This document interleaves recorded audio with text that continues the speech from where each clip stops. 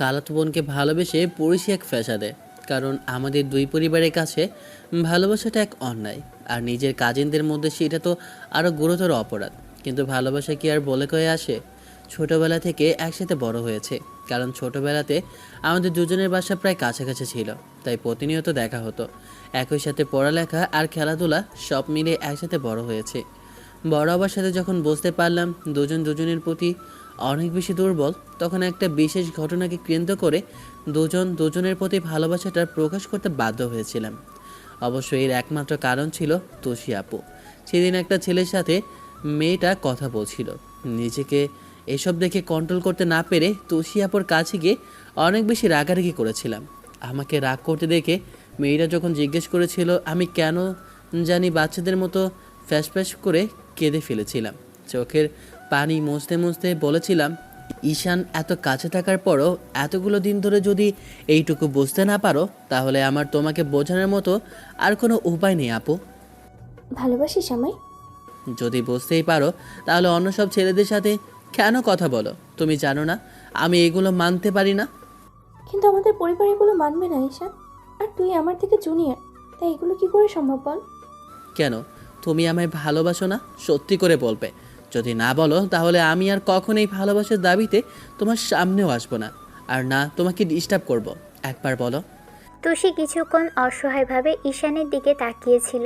ঈশান বারবার চোখ মুছে দেখে এবার তুষি এগিয়ে এসে ওর চোখের পানি মুছিয়ে দিল। তারপর ছেলেটার মুখের দুপাশে হাত রেখে বলতে আরম্ভ করলো। ভালোবাসা যে আর বলে কলে হয়নি, ভালোবাসা যে আর বলে কয়ে হয়নি ঈশান। আর ছোটবেলা থেকে তোকে ছাড়া আমি কিছুই বুঝতে পারিনি। সবচেয়ে বড় বিষয় হচ্ছে, তোকে ছাড়া যে অন্য কিছু আমার পক্ষে ভাবা সম্ভবই না। তাহলে এমন করে এড়িয়ে যাওয়ার চেষ্টা করছো কেন? পরিবারের দোহাই দিয়ে আমার থেকে দূরে গিয়ে ভালো থাকতে পারবে? কিন্তু পরিবার ছাড়াও তো কেউ কখনো বিয়ে করে সুখে থাকে না। যেহেতু ভালোবাসেছি, তাই আমি চাই আমাদের সম্পর্কটা দুজনেই একসাথে। ঈশান সেদিন আর তুষিকে কিছু বলার সুযোগ দেয়নি। ওই সময়ই মেয়েটাকে বুকের সাথে শক্ত করে জড়িয়ে ধরেছিল। তুষিও মুচকি হেসে জড়িয়ে ধরেছিল মেয়েটাকে। সারা জীবন একসাথে থাকবে বলেছিল। তারপর থেকে গত 6 মাসে ওদের রিলেশন চলছে। আর 6 মাস বাদে যখন পরিবারের মানুষগুলো জানতে পারলো, তখন সবাই বিষয়টা নিয়ে বেশ খানিকটা কনফিউশনে ছিল। তারপর ওরা নিজেরাই বলে দেয় ওরা দুজন দুজনকে ভালোবাসে। ঈশান খালামণির কাছে আবদার করে ফেলেছিল তার মেয়েকে বউ হিসেবে চাই, কিন্তু খালুজান অর্থাৎ তুষির আব্বু ওদের দুজনের বিয়ে দিতে অনেক বেশি নারাজ ছিলেন, আর এই সম্পর্ক মানার পক্ষে উনি ছিলেন না। ঈশানের আব্বু আম্মুকে বিষয়টা বোঝানোর চেষ্টা করলে আব্বু আম্মু প্রথমে সায় দিলেও পরবর্তীতে ভদ্রলোকের রাগের কাছে বলে দেয় কখনোই ও বাসাতে গিয়ে বিয়ের কথাটা ওরা বলতে পারবে না। ঈশান অনেক কান্নাকাটি করে বলেছিল যে তুষিকেও চাই, আর মেয়েটাকে ছাড়া ও এক মুহূর্ত থাকতে পারবে না। ঈশান বিষয়টা যখন আব্বু আম্মুকে বলেছিল, ওরা উল্টো জেদ ধরে বসেছিল। শেষে ঈশান বিষয়টা নিয়ে তুষির সাথে রাতে কথা বললে পরদিন তুষি ঈশানের সাথে দেখা করে, আর দেখা করার পরে মেয়েটা মুখ কালো করে রেখেছে দেখে ঈশান ওকে বুকের মাঝে জড়িয়ে নিয়ে মাথায় হাজারটা চুমু দিয়ে কথা বলার চেষ্টা করে। মেয়েটা কোনো কথা বলছে না। ঈশান তখন ওর মুখটা বুক থেকে তুলে সারা মুখে চুমু খেলো, আর কপালে ঠোঁট জোড়া ছুঁয়ে দিতেই মেয়েটা ওর শার্টের কলার ধরে ফুপিয়ে উঠতে লাগলো। ঈশান জানে না মেয়েটা কোন ভয়ে কান্না করছে। ওরা দুজন বিয়ে করতে পারবে না, পরিবার ওদের আলাদা করে দিবে, কিংবা পরিবার রাজি হচ্ছে না এরকম কোনো কারণে, তাও বুঝতে পারেনি ঈশান। তারপর মেয়েটাকে শান্ত করার জন্য ওর গালে চুমু খেলো। ঠোঁটে ঠোঁট জোড়া ছুঁয়ে দিতেই তুষি কিছুক্ষণ যাবৎ ওর ঠোঁটে কিস করে তারপর আবারও ছেলেটার বুকের মধ্যে মুখ গুজে দিয়ে বলতে আরম্ভ করলো। আমার ভয় লাগছে শোনা, তুই প্লিজ আমাকে এখান থেকে অন্য কোথাও নিয়ে চলো। আমি এখানে থাকতে চাই না। ওরা কেউ আমাদের ভালোবাসাটাকে মেনে নেবে না দেখিস। তুই যদি আমাকে বিয়ে না করিস, তাহলে আপু আম্মু অন্য কোথাও আমার বিয়ে দিয়ে দেবে। তুমি কি বলছো? এখান থেকে কোথায় যাব আমরা?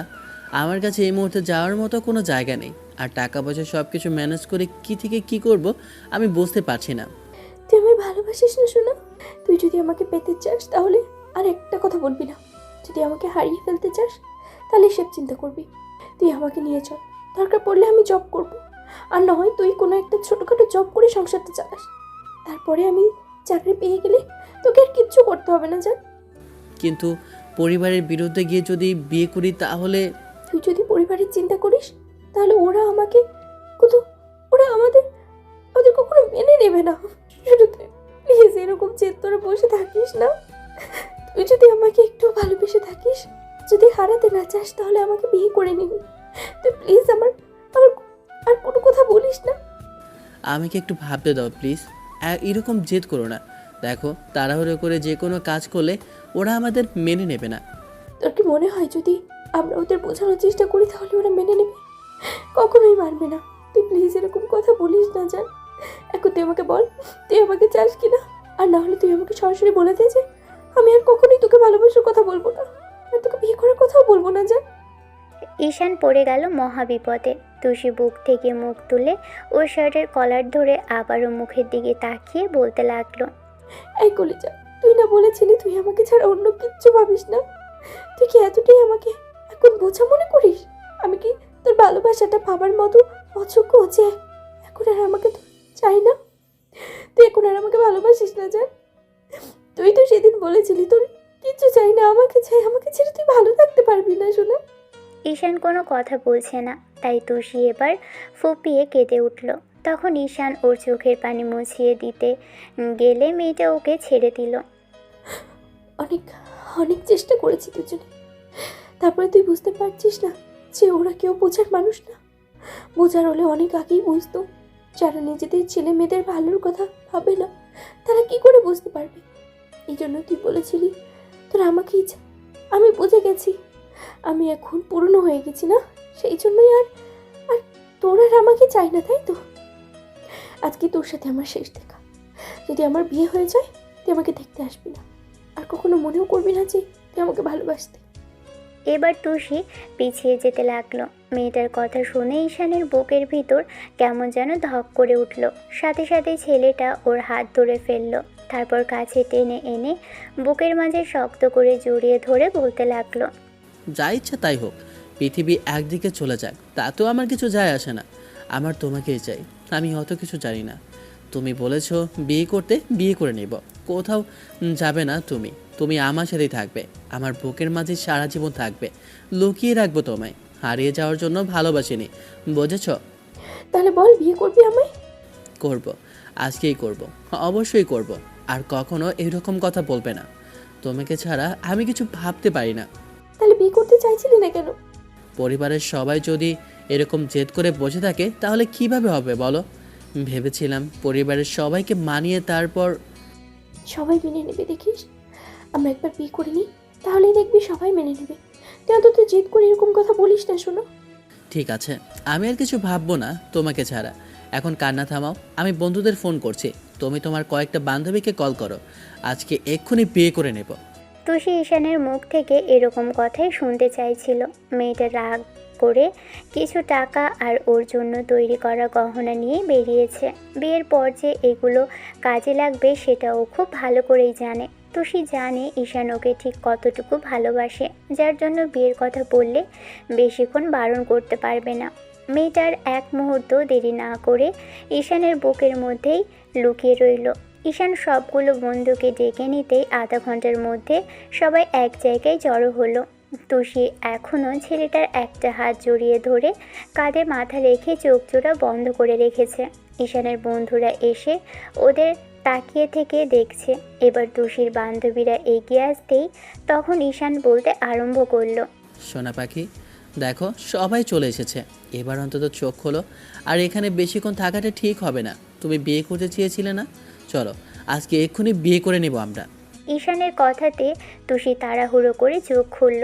ফ্রেন্ডের সামনে ঈশানকে ছেড়ে দিয়ে তারপর নিজেকে কিছুটা স্বাভাবিক করে নিল। তুষির বান্ধবীরা এসে ওকে হাজারটা কথা বললে মেয়েটা কিছুটা লজ্জা পেল। তারপর আর কি, ওরা একটা কাজী অফিসে চলে আসে। কাজী অফিসের সামনে এসে কিছুক্ষণ দাঁড়িয়ে রইল। তুষিকে ঈশান বারবার বলতে লাগলো, আরেকবার ভেবে দেখো জান, পরবর্তীতে তুমি বলতে পারবে না আমার জন্য বিয়েটা করতে বাধ্য হয়েছো। এ নিয়ে কোনো ঝামেলা করতে পারবে না। আজকের পর কিন্তু বাসায় গেলেও ওরা আমাকে মেনে নেবে তার কোনো মানে নেই। আমরা কোনো ভুল করছি না ঈশান। আমি আমার ভালোবাসার মানুষকে বেছে নিয়েছি। তুমি আর একটা কথা বলবে না। চলো এক্ষুনি একটা বিয়ে করবো, আর তারপরে বাসায় যাবো। যদি কেউ মেনে নেয় নিবি, আর না নিলে না নিবি। তুষি, আমি বলছিলাম কি এক্ষুনি বিয়ে করে সদ্য বাসায় যাওয়ার দরকার নেই। কয়েকটা দিন পর গেলে দেখতে পাবি সবাই কিছুটা নরম হবে আর তোদের মেনেও নিবে। সেটা কি করে হয়? বাসায় গিয়ে বিষয়টা একটু মানানোর চেষ্টা তো করতে হবে। আম্মু আর খালামণিকে যদি কিছুটা রাজি করাতে পারি তাহলে সব কিছুই স্বাভাবিক হতে শুরু করবে। আর এগুলো যদি পরবর্তীতে জানাই তাহলে ওরা আরও বেশি রেগে যাবে। আগে বিয়েটা তো কর, তারপর না হয় অন্য কিছু ভাবিস। এত চিন্তা করলে কিন্তু হয় না। তোকে আমি বলছি বিয়ে করতে, আগে বিয়ে কর। বন্ধুদের কথাতে ঈশানের সাহসটা বেড়ে গেল। ওরা আর এক মুহূর্ত দেরি করলো না। ভিতরে এসে আধা ঘন্টা খানেকের মধ্যেই দুজনে বিয়ে করে নিল। বিয়ে শেষ হতেই সবাই কাজী অফিস থেকে বেরিয়ে তারপর ওদের বলল আজকের দিনটা অন্য কোথাও থেকে যেতে, আর বাসায় গেলে হয়তো জোর করে ওদের দুজনকে আলাদা করে দিতে পারে, তাই বাসায় যেতে বারণ করলো। তখন তুষি বলতে লাগলো, আমি বেঁচে থাকতে আমার জামাইকে কেউ আমার থেকে আলাদা করতে পারবে না। এগুলো যদি তোমরা ভেবে থাকো তাহলে সেটা তোমাদের ভুল ধারণা। বাবা, জামাইকে এত ভালোবাসিস? আজকেই বিয়ে হলো আর আজকেই জামাই জামাই করে পাগল হয়ে যাচ্ছিস? ভালোবাসবে তো, তাছাড়া আমার একটা মাত্র জামাই, তাকে ভালো না বাসলে কাকে ভালোবাসবো শুনি? আচ্ছা ভাবি শোনেন, আমি বলি কি, যদি বাসায় তেমন কোনো সমস্যা হয় আমাদের বলিয়েন, আমরা গিয়ে না হয় কথা বলবো। আর যদি তাও না বলতে পারেন তাহলে অন্তত আমাদের জানাবেন। আল্লাহ না করুক বাসায় জায়গা না হয়, তাহলে বিনা দ্বিধায় আমাদের জানাতে ভুলবেন না কিন্তু। সে তো তাছাড়া আমার ফ্ল্যাটে একটা রুমও ফাঁকা আছে। তোরা যদি বলি সেখানে না হয় তোদের একটা ব্যবস্থা করে দিতে পারি। তাহলে তো হয়েই গেল। আচ্ছা ঠিক আছে আপু, আর তোরাও বাসায় চলে যা, আমি ওকে নিয়ে বাসায় যাচ্ছি। তারপর না হয় এই বিষয়টা নিয়ে ভেবে দেখব। ঈশান তুষিকে নিয়ে বাসায় চলে আসলো। বাসায় এসে দেখলো আব্বু বাসায় নেই। আম্মু শুধু দরজা খুলে দিল।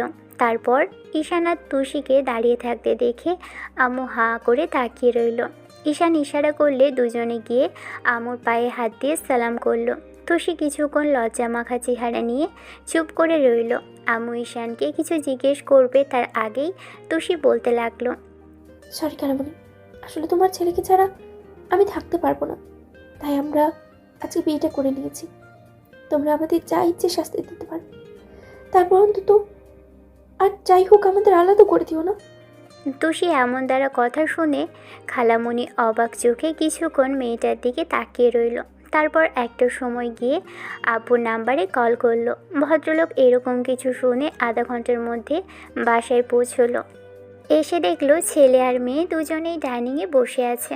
আব্বু আসলে তুষি মাথায় ঘোমটা টেনে আব্বুর পায়ে হাত দিয়ে সালাম করতে গেলে আব্বু পাগুলো সরিয়ে নিল আর রাগী কণ্ঠে বলতে লাগলো, আমি কিছুতেই এই বিয়েটা মানব না। তারপরও তুমি কেন বিয়ে করতে গেলে? তোমার কি একটুও ভয় হলো না যে আব্বু তোমাকে এসব বিষয়ে বলার পরেও তুমি বিয়েটা করলে? আব্বু প্লিজ রাগ করে থেকো না, দেখো আমরা দুজনকে ভালোবাসি, সেই জন্যই তো বিয়েটা। আর একটা কথা নয়, বের হও বাসা থেকে। আমি তোমার মুখটা আবার দেখতে চাই না। যেখানে আমি বলে দিয়েছি এসব প্রেম ভালোবাসা মানি না, সেখানে কি করে নিজে থেকে বড় বয়সে বড় একটা মেয়েকে বিয়ে করলে তুমি? হ্যাঁ, প্রেম ভালোবাসা নিয়ে তোমাদের কি এমন সমস্যা আমি তো সেটাই বুঝতে পারছি না। আমরা দুজনে কতটুকু ভালো থাকবো সেটা তুমি না দেখে শুধু এইটা নিয়ে জেদ করছো। আমরা প্রেম ভালোবাসা করে বিয়ে করেছি। আব্বুর মুখের উপর কথা বলাতে আব্বু কষিয়ে ছেলের গালে একটা থাপ্পড় দিতেই এবার তুষি এসে আব্বুর হাতটা জোর করে ধরে কান্না করে দিয়ে বলতে আরম্ভ করলো, আব্বু প্লিজ ওকে মেরো না, সব দোষ আমার জন্যই ও আজকে বিয়েটা করেছে। তুমি আমাকে যা ইচ্ছে শাস্তি দাও, তারপরে এরকম করে ওকে কষ্ট দিও না। আমি দরকার হয় এখান থেকে চলে যাবো। তারপরে আমার কথা শোনো, আব্বু মানার মতো লোক না। আমি আগেই বলেছিলাম যে আব্বু কখনই আমাদের মানবে না। তুমি আমার কোনো কথাই শুনলে না। প্লিজ তুমি চুপ করে থাকো, আর কোনো কথা বলো না। আব্বু রাগ করে আছে, কিন্তু দেখছি সে আমাদের ঠিকই মেনে নেবে। দেখো সেটা কখনোই হবে না। এক্ষুনি বাসা থেকে বের হও, আর কখনো তোমরা এই বাসার সামনে আসবে না। আমি ভুলে যাব আমার কোনো ছেলে ছিল। এটাই তোমার সিদ্ধান্ত আব্বু? একটা মতো ছেলেকে দূরে সরিয়ে দিয়ে ভালো থাকতে পারবে তোমরা? হ্যাঁ হ্যাঁ পারবো, দুষ্টু গরুর থেকে শূন্য গোয়াল অনেক ভালো। আম্মু, তোমারও কি একই সিদ্ধান্ত? আম্মু কোনো কথা বলল না। ঈশান অবাক চোখে তাকিয়ে থেকে একটু হাসার চেষ্টা করলো। তারপর তুষিকে এক পাশ থেকে জড়িয়ে ধরে বলতে আরম্ভ করলো। যাকে ভালোবাসি তাকে বিয়ে করেছি, এইটাই যদি অন্যায় হয় তাহলে ভালোবাসাটাই পৃথিবীতে অন্যায়। আমি এই অন্যায়টা নিয়েই সারা জীবন বাঁচতে চাই। তবে দয়া করতে না পারো, কখনো অভিশাপ দিও না যে তোমার ছেড়ে যেন তার বউকে নিয়ে কষ্টে থাকে। ঈশানের এরকম তারা কথাতে আম্মু কিছুক্ষণ যাবৎ কান্না করলো। আম্মু অপর একটা হাত ধরতেই আব্বু কোনো কথা বলল না, সেখান থেকে চলে গেল। ঈশান একটা দীর্ঘ নিঃশ্বাস ফেলে চলে যাওয়ার জন্য পা বাড়ালে আম্মু ওকে ডাকলো। ঈশান পিছন ফিরতেই আম্মু ওকে জড়িয়ে ধরে কিছুক্ষণ চুমু খেলো। তারপর ওর হাতে একটা কার্ড আর একটা ওয়ালেট দিয়ে বলতে আরম্ভ করলো। এই মুহূর্তে তোমাদের জন্য আমি কিছুই করতে পারছি না। আমাকে মাফ করিস বাবা। আমি তোদের জন্য যথেষ্ট চেষ্টা করেছি, কিন্তু তোর বাবা এসব মানতে নারাজ, আর তোষের আব্বুও জেদ ধরে বসে আছে। তুষি এগিয়ে আসতে আম্মু ওর কপালে একটা চুমু দিল। তারপর গালের পাশে হাত রেখে বলতে আরম্ভ করলো। আমার ছেলেটাকে দেখে রাখিস মামুনি। জীবনে কখনো তোকে আমার নিজের মেয়ে ছাড়া অন্য কিছু ভাবিনি। তুই যখন ওকে বিয়ে করে নিয়েছিস, তাহলে সারা জীবন যেন তোরা একসাথে থাকিস, সেই দোয়াটাই করি। আমি চেষ্টা করব তোদের আব্বুকে মানানোর জন্য। খালামণি, তুমি আমাদের জন্য দোয়া করো। আম্মু আরও কিছুক্ষণ কথা বলে ওদের বিদায় দিল। যাবার সময় আম্মু যে কান্নাকাটি করেছে সেটা খুব ভালো করে বুঝতে পারছে। কিছু করার নেই, যেতেই হবে। ঈশান বেরিয়ে আসলো বাসা থেকে। আম্মু যে ওয়ালেটটা দিয়েছে তাতে বেশ কিছু টাকা আছে।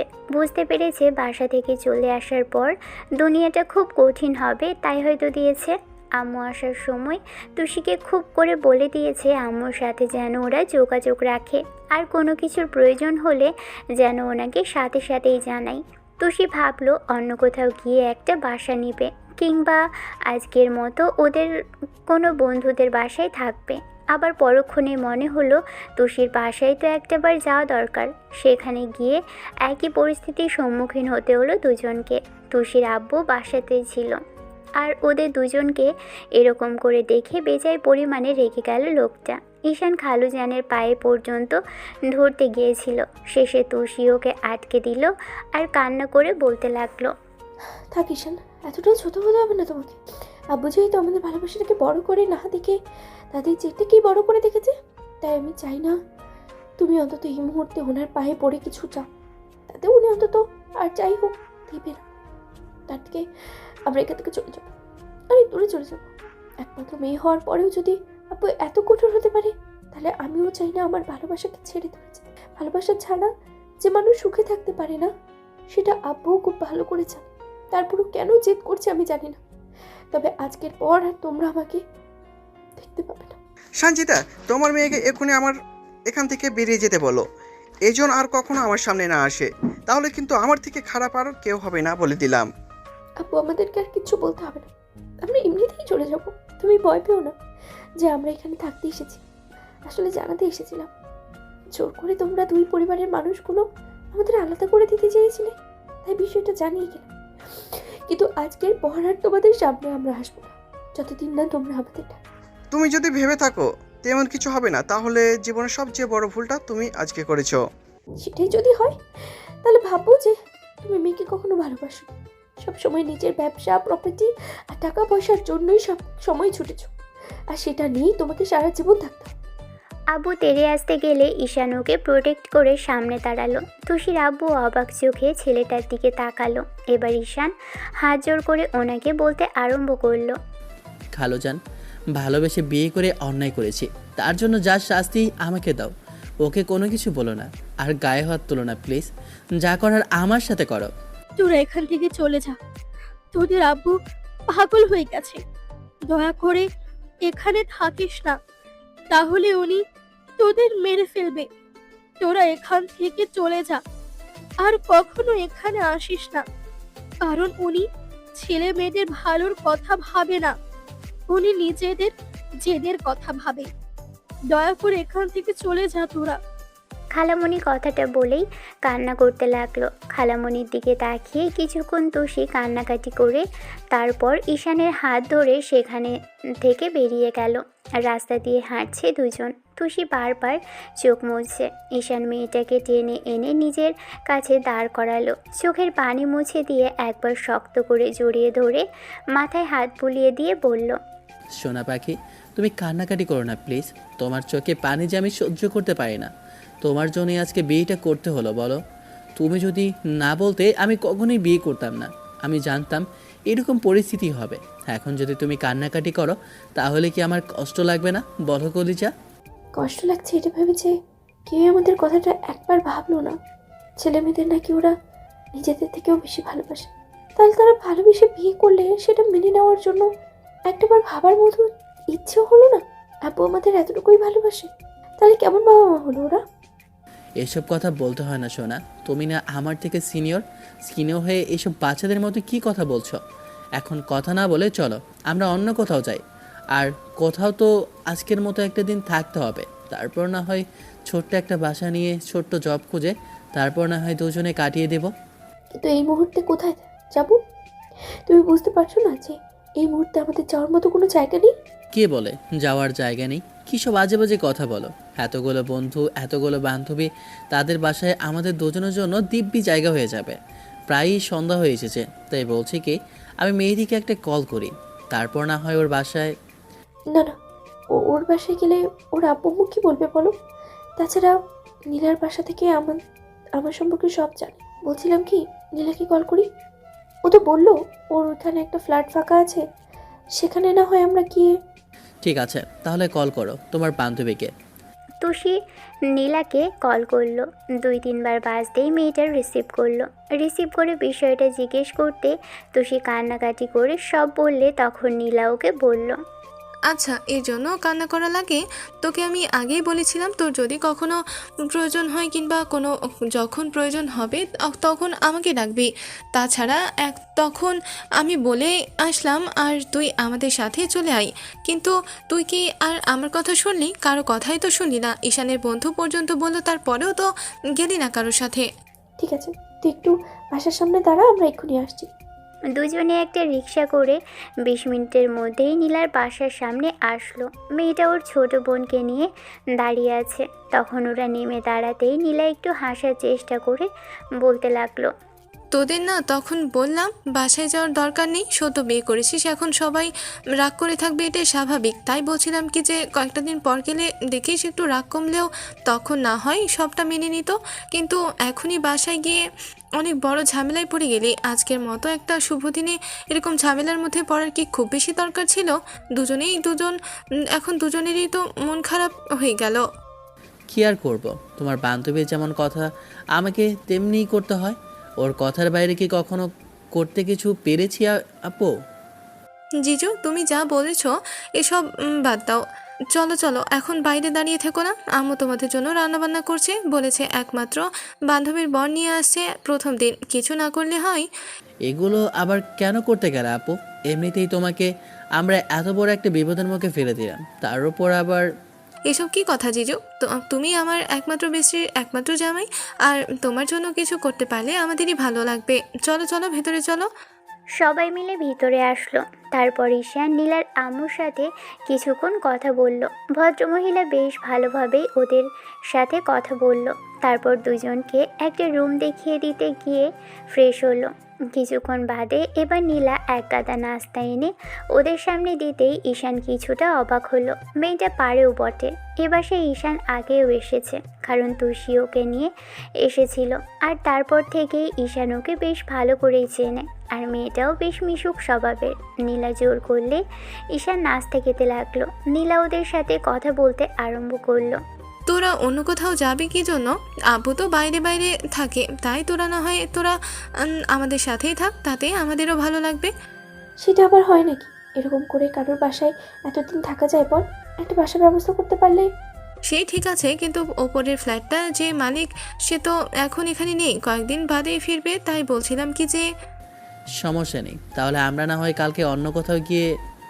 একদমই না, আমার বান্ধবীর জন্য যদি কিছু করতে না পারি সেটা আমারই খারাপ লাগবে। আর কোনো কথা শুনতে চায় না। তুমি এখানেই থাকো, আমি আব্বুকে বলে দিই বাসার চাবির ব্যবস্থাটা করতে। তারপর যখন বাড়িওয়ালা আসবে তখন না হয় ওদের সাথে কথা বলে নেওয়া যাবে। ঠিক আছে, কিন্তু তোমাদের সমস্যা হবে না তো আমরা এখানে থাকলে আপু?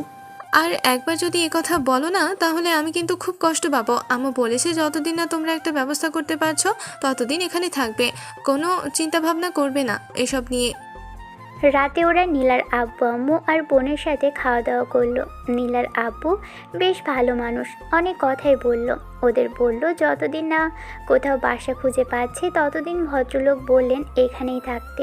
বাড়িওয়ালার ফিরতে কয়টা দিন লেট হবে, কিন্তু উনি ওনার ড্রাইভারকে দিয়ে বাড়ির চাবিটা পাঠিয়ে দিবে। ঈশান কিছুটা স্বস্তির নিঃশ্বাস ফেলল। সবার সাথে কিছুক্ষণ কথা বলা শেষ হলে নীলা ওদের দুজনকে রুমে পাঠালো। রুমে এসে তুষি অনেক বেশি অবাক হলো, কারণ এ তো বাসরঘর সাজানো। এই ঘর আবার বাসরঘর সাজালো কে? ঈশানও খানিকটা অবাক চোখে এবার তুষির দিকে তাকালো। তুষি মুচকি মুচকি হাসছে। ঈশান মেয়েটার দিকে তাকিয়ে থেকে বলল, ব্যাপার কি এখানে এরকম করে সাজালো কে? আর তুমি এরকম হাসছো কেন বউ? তোমার রিয়েকশন দেখেই হাসছি। তুমি যে খুব বেশি অবাক হবে সেটা আমি খুব ভালো করেই জানি। কিন্তু ব্যাপার কি বলো তো? এরকম একটা ক্রাইসিস সময়ে এরকম করে রুমটা কে সাজিয়ে দিল? কে আর সাজাবে? তোমার একমাত্র শালিকা। তোমার সিনিয়র শালিকা তো বললো আজকে আমাদের বাসা, তাই ঘরটা সাজিয়ে দেবে যতটুকু পেরেছে এই সময়টার মধ্যে। দেখো মেয়েটা কি কাণ্ড করেছে। মেয়েটা আমাদের জন্য অনেক করলো বলো। একেই বলে ফ্রেন্ড, এই জন্যই ওকে আমি এত ভালোবাসি। ফ্রেন্ড হিসেবে প্রচুর পরিমাণে ওকে আমি ভালোবাসি, জানো তো? তা তো বাসবেই, কীরকম দুঃসময়ে কাজে আসলো, এই জন্যই বোধ হয় মানুষ ফ্রেন্ডদের এত বিশ্বাস করে।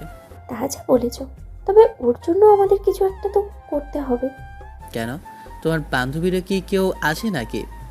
না তেমন কেউ নেই, তবে একটা ছেলে বেশ কিছুদিন ধরে ওর পেছনে ঘুরঘুর করছে। তাই বলছিলাম কি তুমি ছেলেটার একটু খোঁজ খবর নাও, আর যদি ভালো হয় ও বলেছে তবেই রিলেশনে জড়াবে। তাছাড়া নীলার আব্বু এসব বিষয়ে খুব বেশি পছন্দ করে না, তাই বলেছে যদি ভালো হয় আর ওকে প্রপোজ করে তাহলে ছেলেটাকে বলবে বাসায় গিয়ে বিয়ের প্রস্তাব দিতে। সেসব নিয়ে পরে ভাবা যাবে, এখনই আমার কাছে আসো দেখি। ঈশান কথাটা বলে মেয়েটার দিকে হাত বাড়িয়ে দিল। তুষি একটু দুষ্টু হেসে ওর দিকে তাকিয়ে রইল। তারপর একটু মিষ্টি হেসে হাতের উপর হাত রাখতেই ঈশান একটা হ্যাঁচকা টান দিলে মেয়েটা আছড়ে পড়ল ওর বুকে। ঈশান তুষির কোমর জড়িয়ে ধরে নিজের কাছে টেনে নিল। তুষি দু হাতে ঈশানের গলাটা জড়িয়ে ধরতে লাগলো।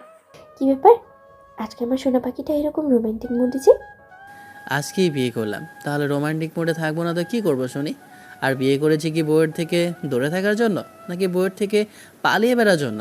আমার আদৌ চাও না তুমি শোনাবো? চাই তো। আচ্ছা সত্যি করে একটা কথা বলো তো, তুমি আমাকে এক এক নামে ডাকো কেন? আমার ভালো লাগে, আমার একমাত্র ভালোবাসার মানুষ, একটা মাত্র বউ, তাকে না ডাকলে কাকে ডাকবো শুনি? কেন এত সুন্দর করে ডাকি তো? কেন এত সুন্দর করে ডাকি তোমার কি একটু ভালো লাগে না? লাগে তো, অনেক কিছুই ভালো লাগে। কিন্তু আর কি ভালো লাগে শুনি? কেন, আমার পিচ্চি বরটাকে, সেই জন্যই তো আজকে বিয়ে করে নিলাম। তোমার থেকে দূরে থাকতে চাই না বলেই তো আজকে এত বড় একটা সিদ্ধান্ত নিলাম। আমাকে কখনো ছেড়ে যাবে না তো কলিজা? কখনো, জীবনের শেষ মুহূর্ত পর্যন্ত তোমার সাথেই থাকবো। আর ভুলেও এসব কথা বলবে না। বিয়ে করেছি কি তোমাকে ছেড়ে যাওয়ার জন্য বলো? সেই তো। আচ্ছা এসব কথা বাদ দাও, এখন কাজটা শুরু করি, কি বলো? শুরু করবে মানে কি শুরু করবে? কেন, এত সুন্দর করে বাসর সাজালো, তাহলে বাসর করতে হবে না? একদম কোনো দুষ্টুমি না। তুমি কিন্তু বড্ড বেশি দুষ্টু হয়ে যাচ্ছ দিন দিন ঈশান। বিয়েটা কেন করেছিলে? দুষ্টুমি না করার জন্য? দুষ্টুমি যেন খুব কাছে থেকে করতে পারি ঠিক মতো, সেই জন্যই তো করলে, তাই না? মোটেও না, তুমি যেন আমার থেকে হারিয়ে না যাও সেই জন্য। কিন্তু আমি তো সেই জন্য করিনি, আমি তোমাকে আরও আষ্টে পিষে নিজের সাথে জড়িয়ে নিতে চাই, সেই জন্যই জান পাখি। কথাটা শেষ হওয়ার আগেই তুষি ঈশানের ঠোঁটের সাথে আলতো করে ঠোঁট ছোঁয়ালো। ঈশান এবার আলতো করে মেয়েটার কোমর জড়িয়ে ধরে এক হাতে মুখের পাশে রেখে কিছুক্ষণ আদর দিল। তারপর একটু বাদেই তুষিকে কোলের মধ্যে উঠিয়ে নিল। মেয়েটাকে বেডে নিয়ে শুয়ে দিতেই তুষি ওর গলাটা ধরে আলতো করে টান দিতেই ঈশানও ওর উপর পড়ল। তারপর আর কি, যেটা হবার সেটাই হতে আরম্ভ করলো। তুষি আর ঈশান মিলেমিশে একাকার হওয়ার জন্য প্রস্তুত হতে লাগলো। মেয়েটা ওকে যতটাই নিজের দিকে টানছিল আর ঈশান নিজেকে তত বেশি বাঁধনহারা করলো। দুজনেই নিজেকে কন্ট্রোললেস করে দিল। ঈশান চাইলেই পারত এই 6 মাসের মধ্যে যে কোনো দিন তুষির এতটা কাছে আসতে, মেয়েটাকে নিজের করে নিতে, জোর করে হলেও ভালোবাসতে, কিন্তু চায়নি কখনো সত্যিকারের ভালোবাসাটা নিজের হাতে নোংরা করে দিতে। তাই মেয়েটাকে কখনো এরকম করে বাজেভাবে স্পর্শ করা হয়নি। তুষি জানতো ঈশান ওকে ঠিক কতটুকু ভালোবাসে, আর ছেলেটা ওর ভালোবাসাটা কখনোই নোংরা করবে না। তাই বারবার ঈশানের কাছে এসে ওকে কতবার পরীক্ষা করেছে তার ঠিক নেই। তুষি ঈশানের ঠোঁটের সাথে ঠোঁট জোড়া রেখে চোখ জোড়া বন্ধ করে নিল। ঈশান ওর ঘাড়ের গলায় নাক ডুবিয়ে দিল। মেয়েটা কেমন হাঁসফাঁস করছে। ঈশান বুঝতে পেরে আলতো করে তুষির বুকের উপর স্পর্শ করতে মেয়েটা ঘন ঘন নিঃশ্বাস নিতে লাগলো। ঈশান মেয়েটার বুকের উপর থেকে শাড়ির আঁচলটা সরিয়ে দিতেই বুকে মুখ গুজে দিল। তুষি ঈশানকে নিজের সাথে জড়িয়ে ধরার চেষ্টা করলে তখন ছেলেটা বুঝতে পেরে ওকে আলতো করে ছাড়িয়ে নিল আর পুরো শরীর জুড়ে ঠোঁটে স্পর্শ দিতে লাগলো। ঈশানের কর্মকাণ্ডে তুষি একদম উন্মাত্তের মতো আচরণ করতে লাগলো। বারবার ছেলেটাকে বুকের সাথে শক্ত করে জড়িয়ে ধরেছিল আর হাঁসফাঁস করছিল। ঈশান আর মেয়েটাকে কষ্ট দিতে চাইল না। নিজেদের পুরো উন্মুক্ত করে নিয়ে তারপর একটা চাদর টেনে নিয়ে মেয়েটাকে ভালোবাসায় ভরিয়ে দিতে লাগলো। তুষি ছেলেটাকে বুকের মাঝে জড়িয়ে ধরে চোখের পানি ফেলতে লাগলো। ঈশান বুঝতে পারলো তুষির কষ্ট হচ্ছে, তার বড় ভালোবাসার মানুষের এমন স্পর্শে যে এটুকু কষ্ট সহ্য করতেই হবে। তাই তুষিকে ঈশান আদরে আদরে ভরিয়ে দিতে লাগলো। ঘণ্টাখানেক এরকম করে চলার পর একটা সময় তুষি ছেলেটার বুকের মধ্যে মুখ লুকিয়ে রাখলো। ঈশান ওর মাথায় হাত বুলিয়ে দিতে লাগলো আর কপালে হাজারটা চুমু দিতে লাগলো। তুষির মুখটা একদম লাল টকটকে হয়ে আছে।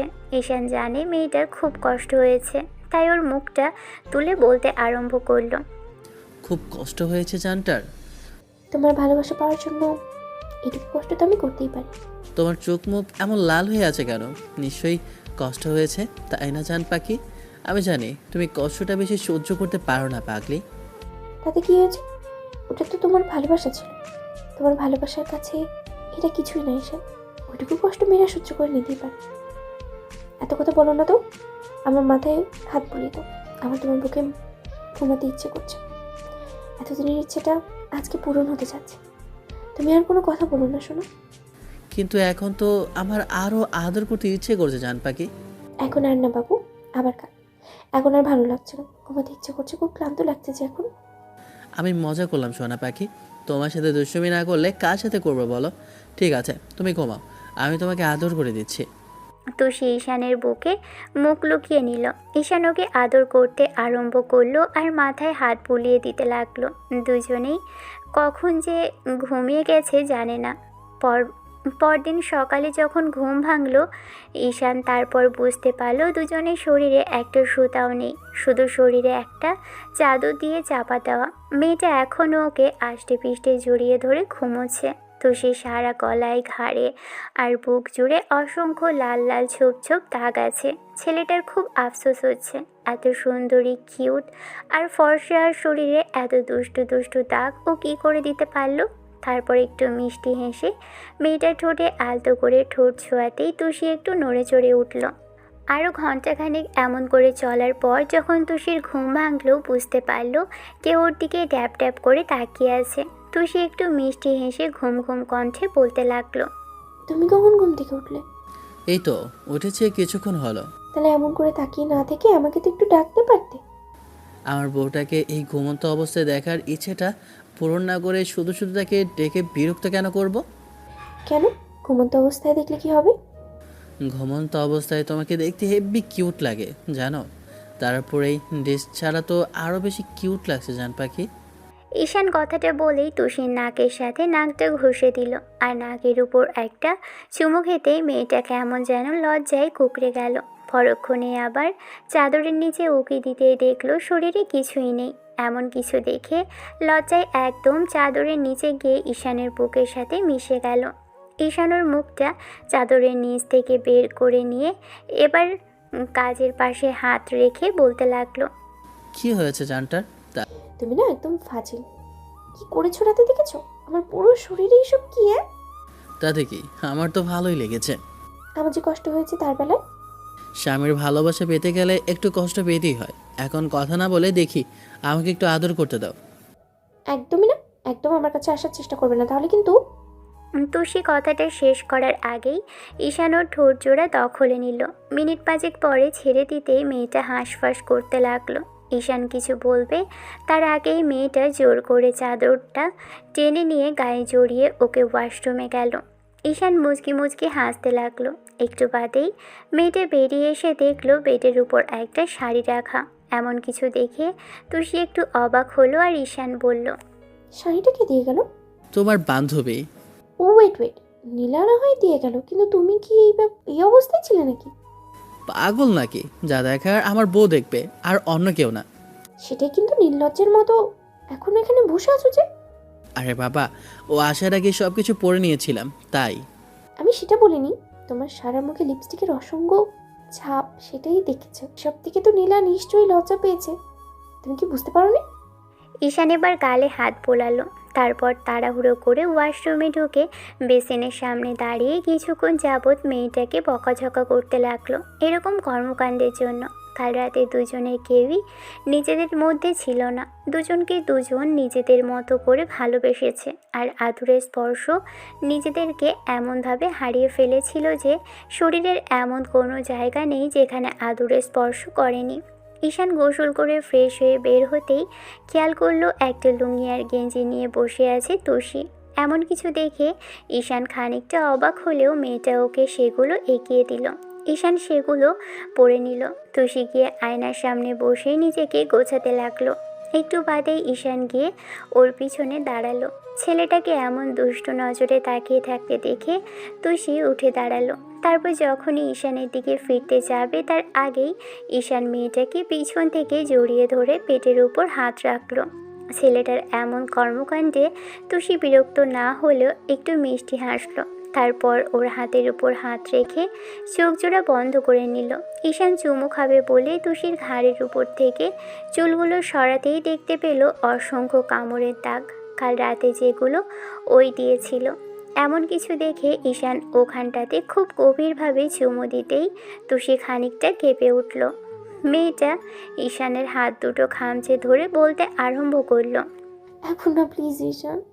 এমন কিছু করব না জান। তোমার কাল সত্যি অনেক কষ্ট হয়েছিল তাই না? সামান্য হয়েছিল, কিন্তু তোর ভালোবাসার কাছে ওইটা যথেষ্ট না। এরকম কষ্ট দিলে আমি রোজ প্রত্যেকটা মুহূর্তে আর সহ্য করতেও রাজি ঈশান। এরপর থেকে আর কষ্ট হবে না, এমন কষ্ট দেবই না তোমাকে। তুষি ঈশানের দিকে ফিরল। দু হাতে ওর গলাটা জড়িয়ে ধরতেই ঈশান মেয়েটার কোমরটা জড়িয়ে ধরে নিজের সাথে মিশিয়ে নিল। কিছুক্ষণ দুজনের চোখের দিকে নেশালো দৃষ্টিতে তাকিয়ে রইল।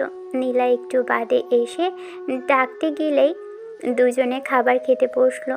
তুষি লজ্জা পাচ্ছিল এটা ভেবে যে ওর হাতে আর গলায় ঘাড়ে অসংখ্য কামড়ের দাগ, তাই চুলগুলো ছেড়ে দিয়ে রেখেছিল। খাওয়া দাওয়া শেষ হতেই নীলা আর নীলার বোনের সাথে ওরা আড্ডা দিতে আরম্ভ করলো। এরই মাঝে ঈশানের বন্ধুরা কল করে দেখা করতে বললেই ঈশান বলল কিছুক্ষণের মধ্যেই আসবে। মেয়েটাকে রেখে ঈশান বাইরে বেরোলো। ভাবলো একটা কাজের জন্য খোঁজ করতে হবে। সব কিছু বন্ধুদের বলা শেষে ছেলেটা চুপ করে রইল। মেহেদি ওর কাঁধের উপর হাত রেখে বলতে আরম্ভ করলো, চিন্তা করিস না, আমি বলি কি তুই অন্তত অনার্সটা শেষ কর। এখনও অনার্স শেষ না করে চাকরির খোঁজ করলে তেমন কোনো চাকরি পাবি না। আমি জানি পাবো না, সেই জন্য তোদের একটা ব্যবস্থা করতে বলেছি। এই দুর্দিনে তোরা আমাকে এইটুকু হেল্প কর দোস্ত। তোষিকে নিয়ে কোথায় যাব, কি করব জানি না, তবে একটা বাসা তো পেয়েছি, সেখানে থাকতে হবে। খাওয়া দাওয়া সব মিলিয়ে অনেক খরচ। মেয়েটা একদম রাজকন্যার মতো থেকেছে, শুধু আমাকে ভালোবাসে বলেই আমার হাত ধরে চলে এসেছে। আমি কিছু না খেয়ে থাকলেও দিন শেষে ওর মুখে আমার খাবার তুলে দিতে হবে, কারণ ও আমাকে বিশ্বাস করে বেরিয়ে এসেছে। যতদিন না বাচ্চা থেকে মেনে নেয় ততদিন অবধি। এত টেনশন করিস কেন, আমরা আছি। তাছাড়া ছোটোখাটো চাকরি একটা ব্যবস্থা হয়ে যাবে, কিন্তু অনার্সটা শেষ কর আর পড়ালেখাটা শেষ করিস না। পড়ালেখাটা হঠাৎ বন্ধ হয়ে গেলে দেখবি শেষ নিজেরই ভালো লাগবে না, আর ভাবিও দেখবি কষ্ট পাবে, নিজেকে দোষী ভাববে, মনে করবে ওনার জন্য এরকম কিছু হয়েছে। তাই বলছি কি পড়ালেখাটা চালিয়ে যা। সেটা পরে দেখা যাবে। সব কিছু বিবেচনা করে যদি সংসারটা চালাতে পারি, তারপর না হয় এসব নিয়ে ভাবা যাবে। সন্ধ্যার মুখে বাসায় আসলো। একটু আগেই কল করেছিলাম মেয়েটা তার জন্য এক গাদা কালো গোলাপ আর চকলেট নিয়ে আসতে। তুষি ঈশানকে বেরোনোর সময় বলে দিয়েছিল কোনো বাজে খরচ না করতে। এখন টাকা সেভ করা ওদের জন্য খুব বেশি জরুরি। যদিও আম্মু বলে দিয়েছে যখন টাকা পয়সা কিংবা কোনো কিছুর প্রয়োজন হয় তখন যেন ফোন করে, কিন্তু তারপরও নিজের একটা বিবেক বুদ্ধি আছে। যেখানে আব্বু ওদের বাসায় ফিরে যেতে বারণ করেছে আর যে বাসায় যেতে ওদের মানা করে দিয়েছে, সেখান থেকে কিছু নেওয়াটাও খুব ভালো দেখাবে না। তাই ঈশান ভেবেছে আম্মুর সাথে যোগাযোগ রাখলেও কখনো টাকা পয়সার কথা বলবে না। আর তুষিও ভেবেছে যতদিন পর্যন্ত না একটা জব পাবে ততদিন সেভ করে চলতে হবে। ঈশান রুমে প্রবেশ করে মেয়েটাকে পেল না। তারপর গিয়ে নীলাকে জিজ্ঞেস করতেই মেয়েটা বলল ও ব্যালকানিতে আছে। ঈশান এসে খেয়াল করলো তুষি ব্যালকানিতে দাঁড়িয়ে আছে। ঈশান ওকে পিছন থেকে জড়িয়ে ধরল, ঘাড়ে গলায় চুমু দিতেই মেয়েটা খানিকটা চমকে উঠল। তারপর যখনই মনে হলো এটা ওর পিচ্ছি বর, তখন বলতে আরম্ভ করলো, কখন আসলে শোনা? এই মাত্র। কিন্তু তুমি কি এত ভাবছো জান পাখি? না মানে আসলে বাসা ছেড়ে চলে আসলাম, আব্বু আম্মুর কথা খুব মনে পড়ছে তো। ওরা কি আমাদের কখনোই মেনে নেবে না ঈশান? নেবে তো সোনা, কিছুদিনের মধ্যেই দেখবে মেনে নেবে। আমার মনে হচ্ছে না। আব্বু যে পরিমাণে রেগে আছে, আর তোমার আব্বু তো কথাই বলতে চাইছে না। ঈশান একটা দীর্ঘ নিঃশ্বাস ফেলল। তারপর আবারও মেয়েটার ঘাড়ে একটা চুমু খেয়ে বলতে আরম্ভ করলো, বলছিলাম কি, আমি একটা চাকরির জন্য ট্রাই করছি, খুব তাড়াতাড়ি হয়ে যাবে দেখো। একদমই না। তুমি কেন চাকরি করবে না? তোমার লেখাপড়াটা শেষ করো, তারপরে না হয় এসব নিয়ে ভাবা যাবে ঈশান। তা বললে কি হয়? আমি চাইছি না তোমাকে কিছু করতে দিতে। তাছাড়া তুমি এই মুহূর্তে বাসার বাইরেও যাবে না, তুমি ঘর সংসার সামলাবে আর আমাকে একটু ভালোবাসবে, তাতেই হবে জান পাখি। ঈশান, এখন এসব ভাবার বিষয় না। তাছাড়া তোমার লেখাপড়াটা শেষ হয়নি, সেটা না হয় শেষ করো, তারপর এসব নিয়ে ভাবা যাবে। আমি জানি না, তবে কয়েকটা দিন অন্তত এসব টেনশন আমাকে দিও না প্লিজ। টেনশন না শোনা, আমি ভবিষ্যতের কথা ভাবছি। তাছাড়া ভবিষ্যতে তো আমাদের বেবি আসলে। আচ্ছা, এক কাজ করি, চলো না আমরা খুব শীঘ্রই একটা বেবি নিয়ে নিই, তাহলে দেখবে আব্বু আম্মু খুব সহজে মেনে নেবে। সব কিছু জানার পর ওরা চুপ করে থাকতে পারবে না। আরে বাবা, নিব, আর কয়েকটা দিন তো যেতে দাও। তাছাড়া এত তাড়াহুড়ো করলে কি সব কিছুর সমাধান হবে? ওটা যদি তখন মেনে না নেয়, তার থেকে বলছি যদি বেবিটা হওয়ার পরে বাসায় যায় তাহলে হয়তো বা মানবে। তুষি নিজেকে ছাড়িয়ে নিল। তারপর ছেলেটার হাত ধরে টেনে এনে ওকে বেডে বসালো। পাশে বসে ঈশানের মাথাটা বুকের মধ্যে চেপে ধরে হাত বুলিয়ে দিতে লাগলো আর বলল, সবসময় তুমি না আমাকে সাহস দাও, তাহলে আজকে এত ভয় পাচ্ছ কেন? কিচ্ছু হবে না জান। আমি বলি কি, আর তো কয়েকটা দিনের ব্যাপারই। তুমি পড়ালেখাটা শেষ করো, আমি একটা জব করি, তারপর তুমি একটা জব পেলে তারপর না হয় আমি জানি না, কিছু জানি না, মাথা কাজ করছে না জান পাখি। এমন করে জেদ করলে হয় না শোনা, এখন জেদ করার সময় না করে যা। মেয়েটা ঈশানকে অনেক বোঝালো। দুদিন বাদে ওরা উপরের ফ্ল্যাটে উঠল। নীলাদের বাসার উপরের বাসাটাতেই ওরা ছোট্ট একটা সংসার গোছাতে আরম্ভ করলো। যা টাকা বাসা থেকে এনেছিল তা দিয়ে সংসারে সব কিছু কিনতে আরম্ভ করলো। মোটামুটি ভালো আকারেরই কিছু টাকা খরচ হলো। তারপরও সংসারটা গুছিয়ে ফেলেছে। তুষি সারাদিন বাসায় থাকে আর ঈশান এদিকে ওদিকে ঘুরে বেড়ায়। ছেলেটা তুষির জন্য প্রচুর পরিমাণে টেনশন হয়, তাই হয়তো ছেলেটা এদিকে ওদিকে কাজ খুঁজে বেড়ায়। হাজারবার বারণ করার পরেও ঈশান এমন কিছু করলে মেয়েটা ওকে বকাঝকা করে।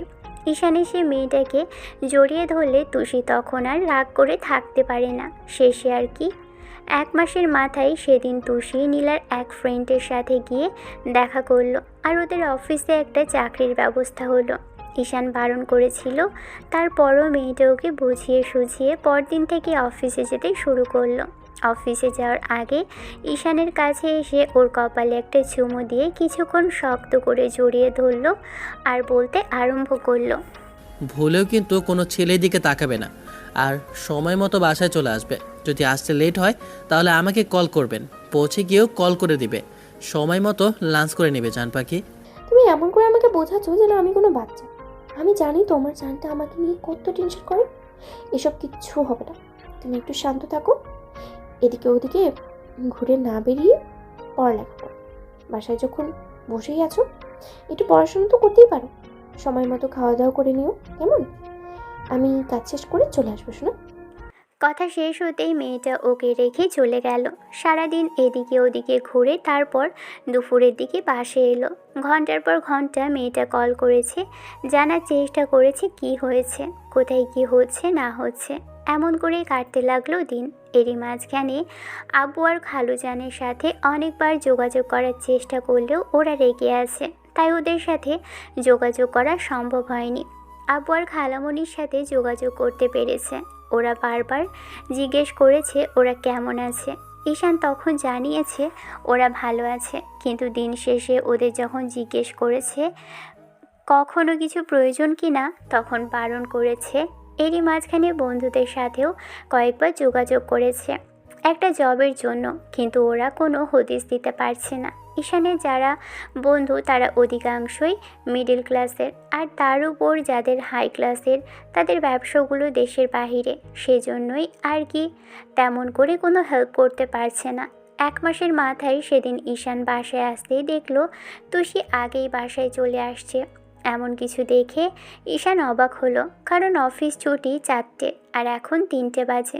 মেয়েটা চলে এসেছে, শরীর খারাপ করলো কি না ঈশান ভেবে এসে এবার মেয়েটার গালে কপালে হাত দিয়ে ওর পাশে বসলো, মাথায় হাত বুলিয়ে দিয়ে বলতে আরম্ভ করলো, কি হয়েছে জান পাখি, এইরকম লাগছে কেন তোমাকে? একটু ক্লান্ত লাগছিল, আর অফিসটাও তাড়াতাড়ি ছুটি হয়ে গেল, তাই চলে আসলাম। শরীর খারাপ করলে আমাকে ডাকতে পারতে, এখন একা একা আসার কি দরকার ছিল? আমাকে কল করলেই তো আমি নিয়ে আসতাম। আরে বাবা, কিছুই হয়নি তো আমার। কিন্তু তোমার মুখ দেখে আমার মনে হচ্ছে কিছু তো একটা হয়েছে। কি হয়েছে আমায় বলো। ঈশানের থেকে কিছু লুকাতে পারবে ভেবেই তুষি সেখান থেকে হয়তো উঠে গেল, ছেলেটাকে এড়িয়ে গিয়ে ফ্রেশ হয়ে আসলো। তারপর ওর সাথে কথা বলে আর কান্না করতে চলে গেল কিচেনে। মেয়েটাকে অন্যমনস্ক দেখে ঈশানের নিজেরই ভালো লাগছে না, তাই এসে ওর পিছনে দাঁড়ালো। তুষি টেরই পায়নি যে ঈশান এসেছে। তুষিকে আচমকা পিছন থেকে জড়িয়ে ধরতেই মেয়েটা চমকে গেল। ঈশান প্রতিবারের ন্যায় স্বভাবসুলভ আচরণ করলো। প্রতিবারের মতোই চুমু খেতেই মেয়েটা চমকে উঠল। তুষির হাত থেকে ছুরিটা পড়ে গেল। তখনই শানুকে নিজের দিকে ফেরালো। মুখে বিষণ্ণতার ছাপ দেখে তখন বলতে আরম্ভ করলো, কি হয়েছে বলো তো, এরকম লাগছে কেন তোমাকে? কেউ কিছু বলেছে নাকি রাস্তায়? আসলে আব্বু আম্মুর কথা মনে পড়ছে। আর কতদিন যাবৎ বাসায় যাওয়া হয় না, বিয়ের পর থেকে 2টা মাস কেটে গেল, আর এখনো ওরা আমাদের সাথে কথাই বলে না, তাই খারাপ লাগছিল। হঠাৎ করে মনে পড়লে এরকম একটা হওয়াটা কি স্বাভাবিক না, তাই না? তুমি এত টেনশন করছো কেন? তোমাকে বলছি না কলেজে যেতে, তুমি কি কলেজে যাওয়াটা বন্ধই করে দিয়েছো? সোনা পাখি, আমার থেকে কিছু লুকিও না। যদি লুকানোর চেষ্টা করো তাহলে কিন্তু সেটা খুব বেশি ভালো হবে না। পরে জানতে পারলে আমি জীবনের সবচেয়ে বেশি কষ্ট পাবো। না রে বাবা, তেমন কিচ্ছু হয়নি। মেয়েটা ঈশানকে ছাড়িয়ে নিয়ে রান্না শেষ করলো। দুজনে খেয়ে রাতে শুয়ে আছে, আর তুষি ঈশানের বুকে মাথা রেখে চুপচাপ চোখ বন্ধ করে রেখেছে। ছেলেটা হাজারটা কথা বলছে, এরই মাঝে তুষির ব্যবহারটা কিছুটা চেঞ্জ হয়েছে। ঈশান সেটা বুঝতে পারছে। সবসময় অন্যমনস্ক থাকে মেয়েটা, আগের মতো আর হাসি খুশি নেই। কোথায় কি হচ্ছে সেটা একটু দেখার চেষ্টা করবে ভাবলো। পরদিন তাই অনেক চিন্তা ভাবনা করে তুষিকে ফলো করতে আরম্ভ করলো, কিন্তু না, আশেপাশে কোথাও কোনো ঝামেলা চোখে পড়লো না। এমন করে একটা সপ্তাহ তুষিকে ফলো করেও কোথাও কিছু হচ্ছে না। সবই তো ঠিকই আছে, তাহলে কোথায় কি? তাহলে নিশ্চয়ই তুষির কথাটাই ঠিক, বাড়ির কথাই মনে পড়ছে। এমন করেই দিন যেতে লাগলো, কিন্তু না, এদিকে তেমন কোনো বাসা থেকে রেসপন্স পাওয়া যাচ্ছে না। এমন করেই বা কতদিনে বাহিরে থাকবে, আর তুষি বা কতদিন এরকম অন্যের জব করবে? মেয়েটা রান্না বান্না করে গিয়ে আবার জবে, অফিসে গিয়ে কাজ করে বাসায় ফিরে আবার এসে রান্না করতে খুব কষ্ট হয়। ঈশান বুঝতে পারে অন্তত একটা পরিবার পেলে কিছুটা কষ্ট ভুলে থাকতে পারত।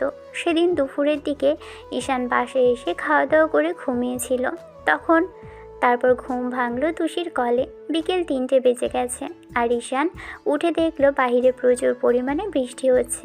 মেয়েটার ফোন আসতেই ঈশান রিসিভ করে কানে দিতেই ওপাশ থেকে মেয়েটা বলতে লাগলো, ঈশান, অফিসে বিদ্যুৎ নেই, তাই কাজকর্ম সব বন্ধ হয়ে গেছে আর সবাই যে যার মতো বাসায় চলে যাচ্ছে।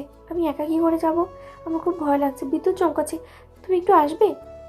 আচ্ছা ঠিক আছে, আমি এক্ষুনি আসছি। তুমি অফিস থেকে বেরিও না, অফিসে থাকো কেমন? আর চেনা পরিচিত কেউ থাকলে তার কাছে থাকো। আমি এক্ষুনি চলে আসবো, ভয় পেও না জান পাখি। ঈশান কলটা কেটে দিয়ে এক মুহূর্ত দেরি করলো না, কোনো রকমে বেরিয়ে পড়ল। কিন্তু কোথাও কোনো রিক্সা কিংবা অন্য কোনো গাড়ি দেখা যাচ্ছে না। তুষি ভয় পাচ্ছে ভেবেই হাঁটা লাগালো। খানিকক্ষণ হাঁটার পর একটা রিক্সা পেলে ডাবল ভাড়া দিয়ে তারপর অফিসের সামনে আসতে হলো। আগেও কয়েকবার এসেছে। ঈশান অফিসের সামনে এসে দেখলো অফিসের গেটটা প্রায় বন্ধ। একজন দারোয়ান দূরে দাঁড়িয়ে আছে। ছেলেটা কোনো রকমে ঢুকে বা দারোয়ানের সামনে দাঁড়াতেই লোকটা উঠে দাঁড়ালে ও বলল, আঙ্কেল, সবাই কি চলে গেছেন অফিস থেকে? হ্যাঁ, সবাই চলে গেছে। হাতে গোনা 2-1 থাকতে পারে। আমি ঘুমিয়েছিলাম, তাই কে কে আছে জানি না। যেহেতু অফিসের গেটটা এখনো বন্ধ হয়নি, সেহেতু 2-1 থাকতেই পারে ভিতরে। ঈশান তুষির নামটা বললেও লোকটা চিনল না।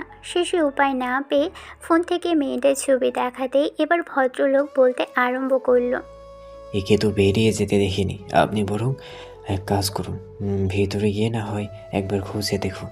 ঈশান আর এক মুহূর্ত দেরি করলো না, অফিসের ভিতরে ঢুকলো। পুরো অফিসটা অন্ধকার, তাই ফোনের ফ্ল্যাশ অন করে তারপর 1তলা 2তলা করে 3তলায় আসতেই কারো কথার শব্দ কানে আসতে লাগলো।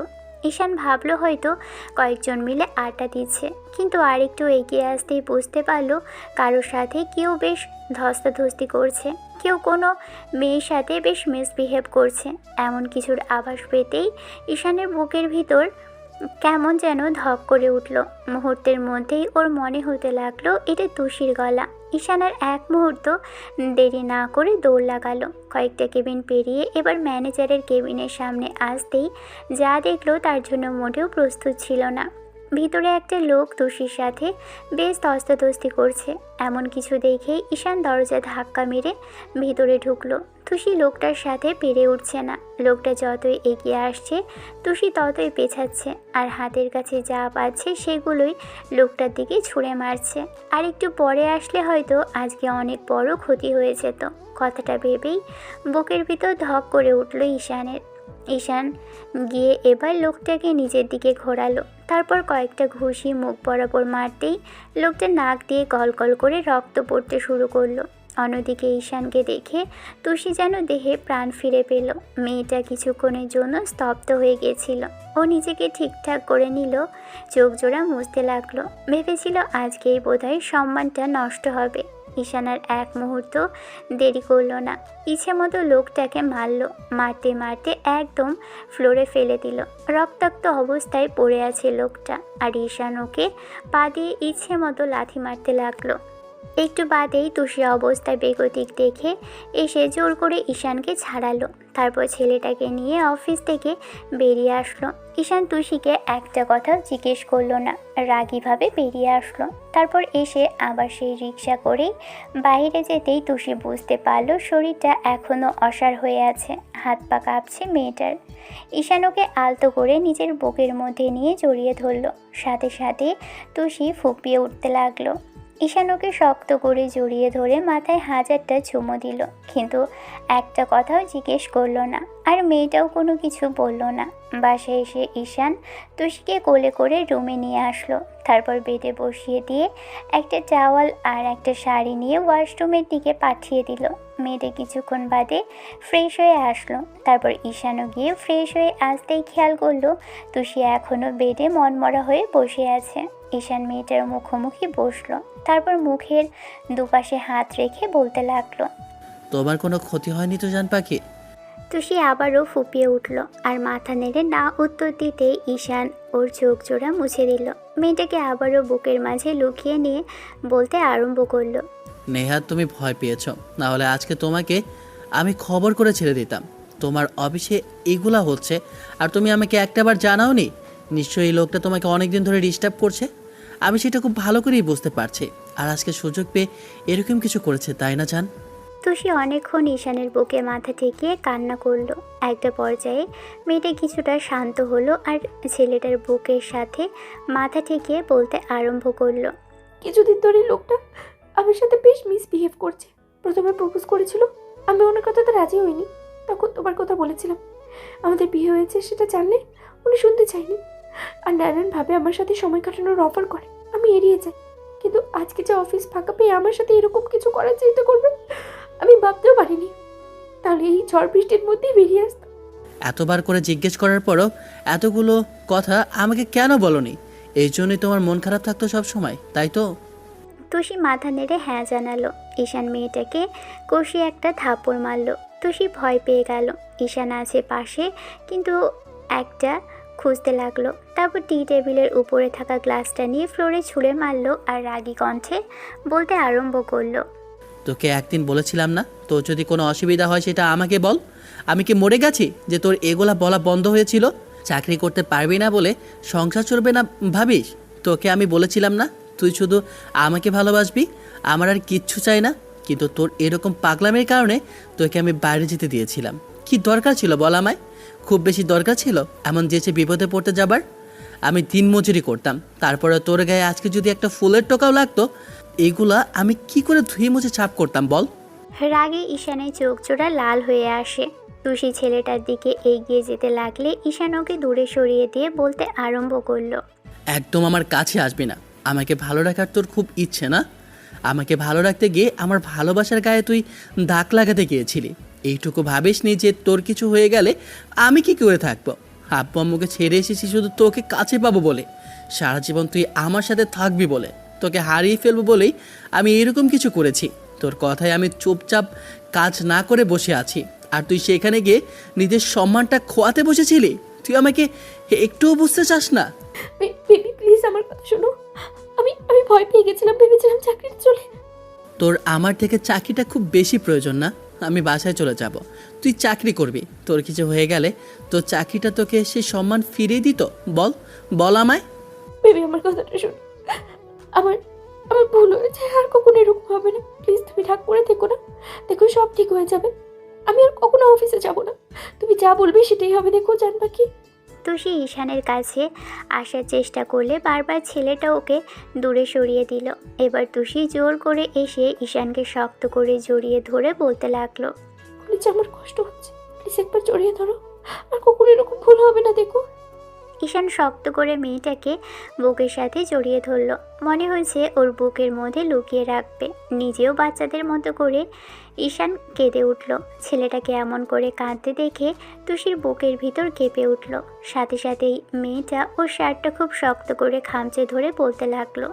প্লিজ বেবি কান্না করো না। দেখো আর কখনো এরকম ভুল হবে না। আর কোথাও যাব না, আমি তোমার কাছেই থাকবো। তোমার কিছু হয়ে গেলে আমি কাকে নিয়ে থাকতাম? তুমি একটাবার ভাবতে পারছো তুমি কেন জোর করে অফিসে গিয়েছিলে? যদি কিছু হয়ে যেত? আর যাব না, কোথাও যাব না তোমাকে ছেড়ে। ঈশানের কান্নাকাটি কমানোর জন্য শেষে তুষি ছেলেটার ঠোঁটের সাথে নিজের ঠোঁট জোড়া মেলালো। এবার ঈশান কিছুটা শান্ত হলো। মিনিট 5 ধরে কিস করার পর ছেলেটাকে জোর করে এনে বেডে বসিয়ে তারপর নিজেই ওর কোলের মধ্যে বসালে। এবার ঈশান মেয়েটার ঘাড়ে আর গলায় ইচ্ছে মতো চুমো খেলো। তুষিও আবেগে আপ্লুত হয়ে নিজের একান্ত ব্যক্তিগত পুরুষকে নিজের সাথে মিশিয়ে নিল। ঝড়ের এক পর্যায়ে দুজনের পবিত্র ভালোবাসা মিলেমিশে একাকার হয়ে গেল। রাতে তুষি কান্না করছিল আর ঈশান মেয়েটাকে পিছন থেকে সব সময়ের জন্য জড়িয়ে ধরে রেখেছে। একটাবারের জন্যও ওকে দূরে সরে যেতে দেয়নি। তারপর ঈশান মেয়েটাকে নিজ হাতে খাইয়ে দিয়েছে। রাতে বুকের মধ্যে নিয়ে ওকে শক্ত করে জড়িয়ে ধরে বলেছে, ভাবছি কি যে তোমাকে একটা বেবি দিয়ে দেব খুব তাড়াতাড়ি। আর বারণ করবে না যে এখন আমাদের বেবির দরকার নেই। আমি চাই তোমার মতো একটা কিউট মেয়ে হোক আমাদের। সবই বুঝলাম, কিন্তু আমি বলছি কি যে তাহলে সংসার কি করে চলবে? তাছাড়া আমি যদি প্রেগনেন্ট হয়ে যাই তখন তো আর কিছু করতে পারবো না। তোমার দেখাশোনা কি করবে জানবা কি? কিছু করতে হবে না তোমার, আমি সব শিখে নেব। আমি কালই মেহেদির আব্বুর সাথে কথা বলবো। ছোটোখাটো যেমন চাকরি হোক, একটা জব হলেই হবে। দুবেলা দুমুঠো খেতে পারলেই হবে।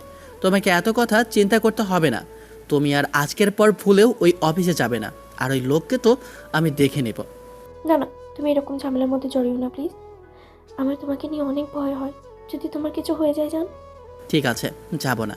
এখন বলো, বেবি নিতে তোমার কোনো সমস্যা আছে?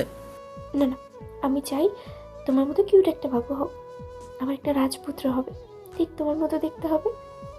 না না না, তোমার মতো মেয়ে হবে বললাম তো।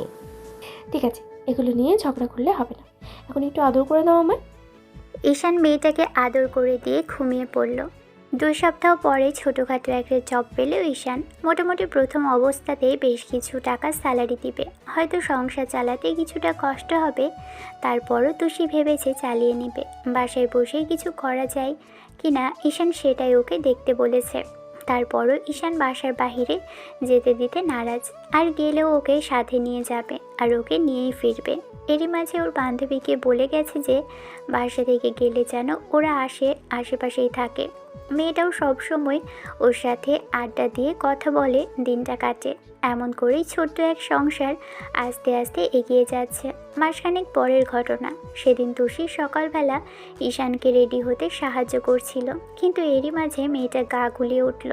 মেয়েটা দৌড়ে গিয়ে বেসিনের সামনে দাঁড়িয়ে হড়হড় করে বমি করে দেয়। সাথে সাথে ঈশান এগিয়ে এসে ওর পেটে হাত দিয়ে ধরতেই মেয়েটা আবারও কিছুক্ষণ ধরে বমি করলো। ঈশান মেয়েটাকে ফ্রেশ করিয়ে নিয়ে আসে, তারপর বেডে বসাতে গেলেই তুষি উঠতে গেলে ঈশান মেয়েটাকে একটা ধমক দিল, আর মেয়েটা শুয়ে পড়তে বললে তখন তুষি বলল, আমার না বমি করেছে, তাতে কি হয়েছে? তুমি অফিসে যাও, আস্তে আস্তে ঠিক হয়ে যাবে। দেখো, কালো তো হয়েছিল এরকম। মানে কি কালো হয়েছিল আর তুমি আমায় বলনি কেন? আরে বাবা, তুমি অফিসে ছিলে আর টেনশন করবে তাই বলা হয়নি, আর রাতে বলতে ভুলে গিয়েছিলাম, তার জন্য এত রাগ করছো কেন? ঈশান কিছু একটা ভাবলো, তারপর নীলাকে কল করতে মেয়েটা আসলো। ওদের চেনা জানা ডক্টরকে ডাকতে গেলে তখন তুষি বারণ করতে লাগলো। ঈশান আবারও ধমক দিতে মেয়েটা চুপ করে বাচ্চাদের মতো গাল ফুলিয়ে বসে রইল। ঘণ্টাখানেকের মধ্যে ডক্টর এসে মেয়েটাকে চেক আপ করে বুঝতে পারলো ওরা বরাবর যেটা চেয়েছে সেটাই হয়েছে। তুষি প্রেগনেন্ট, মা হতে চলেছে। এমন কিছু শুনে ঈশানের চোখে পানি চলে আসলো। বাচ্চাদের মতো কাঁদতে আরম্ভ করলো ছেলেটা। ডক্টর কিছুক্ষণ কথা বলে চলে যেতেই তুষি উঠে এসে ছেলেটাকে শক্ত করে বুকের সাথে জড়িয়ে ধরে মাথায় হাজারটা চুমু দিল। এবার নীলা বলতে আরম্ভ করলো, জিজু তাহলে শেষ পর্যন্ত খুশির খবরটা শুনিয়েই দিলেন। আপনি পারেনও বটে, আমার সিনিয়র বান্ধবীটাকে একদম বশ করে ফেলেছেন। মেয়েটার এমন ধারা কথাতে তুষি খানিকটা লজ্জা পেল। নীলা চলে গেল মিষ্টি আনার জন্য। ঈশান তুষির সারা মুখে চুমু খেলো। কিছুক্ষণ পরেই ওকে বুকের সাথে জড়িয়ে ধরে পকেট থেকে ফোন বের করলো। তারপর আর কি, আম্মুকে কল করে বিষয়টা জানালো, আর খালামণিকেও। খালামণির সাথে কথা বলার সময় তুষি কেঁদে ফেললো, আর ভদ্রমহিলাও কাঁদলো। কথা বলা শেষ হলো, ঈশান তুষিকে নিজ হাতে খাবার খাওয়ালো, কারণ মেয়েটা সকালে খাবার খায়নি, ওকে তৈরি করতে ব্যস্ত হয়ে পড়েছিল। তার উপর আবার ঈশানের ঘুম থেকে উঠতে লেট হয়ে গেছে, তাই কোনো রকমে ওকে নিজ হাতে খাইয়ে দিয়ে বলেছে ও চলে গেলে খেয়ে নেবে। সন্ধ্যা মুখে ঈশান বাইরে থেকে একটু কেনাকাটা করে বাসায় ফিরতেই যা দেখে সেটা দেখার জন্য মোটেও প্রস্তুত ছিল না, কারণ তুষি আর ওর আব্বু আম্মুর রুমের মধ্যে বসে আছে। তুষি মাথা নিচু করে বেডে বসে আছে। এরই মাঝে আব্বু আম্মু আর খালা খালুমণি ওকে দেখেই ভয় পেয়ে গেল। ঈশান বাজারের ব্যাগগুলো রেখে এসে ওদের সামনে 2 হাত জোর করে বলতে আরম্ভ করলো, আমারই ভুল হয়েছে খালামণি, আমারই ভুল হয়েছে খালামণি আম্মু। আমি তোমাদের এই কথাটা যদি না জানাতাম তোমরা ওনাদের মতো জানাতে না, আর ওনারাও রেগে এখানে চলে আসছো না। দয়া করে অন্তত এখানে কোনো ঝামেলা করো না। আমরা এই ছোট্ট ঘরটাতে দুজনে অনেক সুখে শান্তিতে আছি, আমাদের নিজেদের মতো করে থাকতে দাও। আমাদেরকে পরিচয় দিতে হবে না আব্বু। ছেলে মেয়ে যেহেতু তোমাদের আর দরকার নেই, সেহেতু তোমাদের কোনো কথা পরিচয় দিতে হবে না। গত 6 মাসে আমাদের সাথে তোমাদের কোনো যোগাযোগ হয়নি। আমার সাথে যোগাযোগ রাখতে বলেছিল, তারপরে যদি তুমি সেটা বারণ করো সেটাও বন্ধ করে দিব। তারপর দয়া করে এখানে কোনো সিন ক্রিয়েট করো না, আর আমাদের আলাদা করার চেষ্টা করো না প্লিজ। তুষি খানিকটা অসুস্থ, আর আজকে তুমি এই কথা ভাবতে পারছো যে আমরা এখানে তোমাদের আলাদা করার জন্য এসেছি?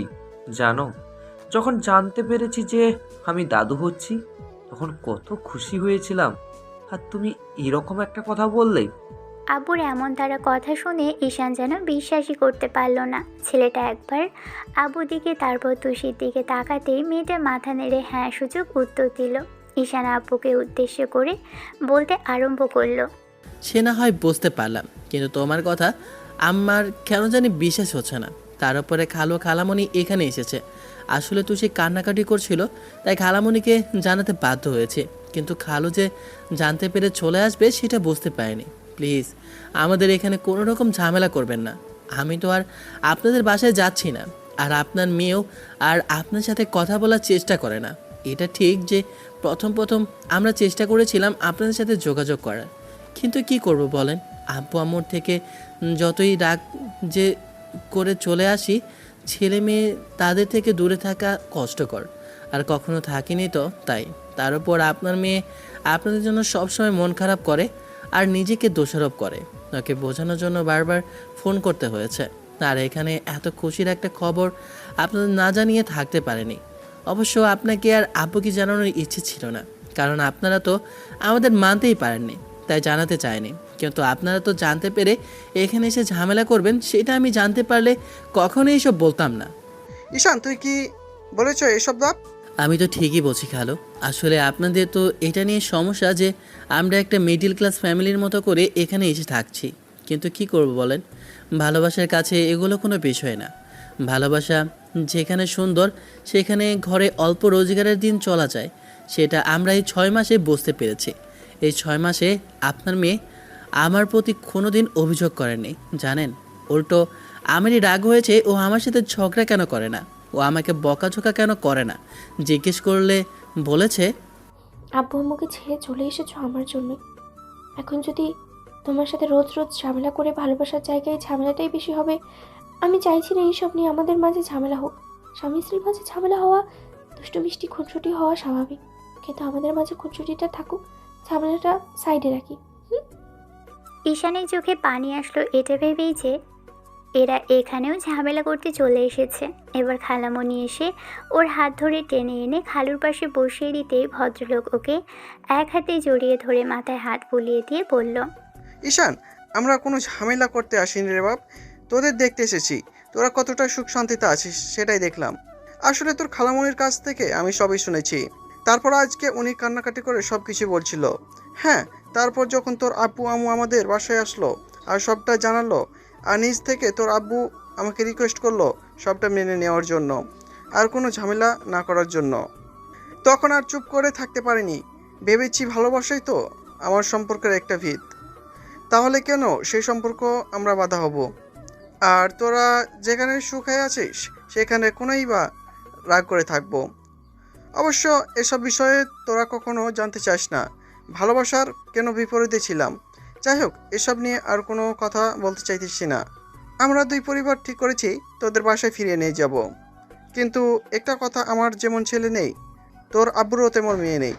একমাত্র ছেলে মেয়েদের আলাদা করে রেখে যে আমরা ভালো থাকতে পারিনি এই 6 মাস। তুষি এবার বাচ্চাদের মতো ভ্যাভা করে কান্না করে দিল আর বলতে লাগলো, ছেলে মেয়ের কথা একটু মনে পড়েনি তোমার? এখন এসেছো নানু হচ্ছে বলে দেখতে। আমাদের ভুল ছিল, তার জন্য তুই যা শাস্তি দিবি আমরা মাথা পেতে নেব আব্বু। আমাদের ভুল ছিল, তার জন্য তুই যা শাস্তি দিবি আমরা মাথা পেতে নেব আম্মু। তবে একটা কথা, তোদের কিন্তু 6 মাস আমাদের বাসায়, 6 মাস তোদের বাসায় থাকতে হবে। এইটা ভেবে যে আমাদের আর কোনো ছেলে মেয়ে নেই, তোদের ছাড়া যে আমরা আলাদা থাকতে পারবো না। একা থাকার কি দরকার, সবাই মিলে একসাথে থাকলেই তো হয়। আমিও সেই ভেবেছি, বড় একটা ফ্ল্যাট নিয়ে সেখানে থাকলেই তো হয়ে যায়। দুজনের টোনাটুনির সংসার, আর তার উপর পিচ্ছি একটা দাদু ভাই আসলে তো আর কথাই নেই। সেদিন রাতে ঈশান আব্বু আম্মুর সাথে বাসায় চলে আসলো। খালু আর খালামণিরাও ওদের বাসায় এসেছে। আর রাতে খাওয়া দাওয়ার পর অনেকক্ষণ কথা বলে তারপর ঈশান তুষিকে নিয়ে রুমে এসেছে। রুমে আসার পর মেয়েটা কিছুক্ষণ যাবৎ ওর দিকে ফ্যাল ফ্যাল করে তাকিয়েছিল।